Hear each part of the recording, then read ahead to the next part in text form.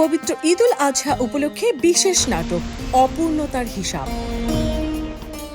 আমার বাচ্চাটার মা মরে যাবার পর আমি এতদিন কেন বিয়ে করিনি জানো? শুধু ওর কথা ভেবে। ড্রাইভিং লাইসেন্স, হেলমেট রাখলে কি আপনি আমার বাইকে উঠবেন?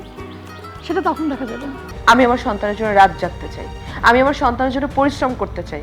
পৃথিবীর সমস্ত প্রবলেম আমি আমার সন্তানকে নিয়েই ফেস করতে চাই। তুমি যদি তোমার সন্তানকে চাও তাহলে এই বাড়ি তোমাকে ছাড়তে হবে।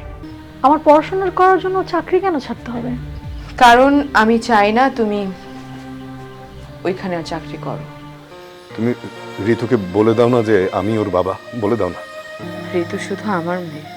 না, আমাকে হসপিটালে নিয়ে গেছিল সেটা না, আন্টি আমার সাথে গেছিল। ভিকটিম ছিল অন্য একটা ছেলে। তুমি যদি সেদিন মাকে বাড়ি থেকে বের করে না দিতে, তাহলে মা আমাকে অনেক আদর করতো, ভালোবাসতো।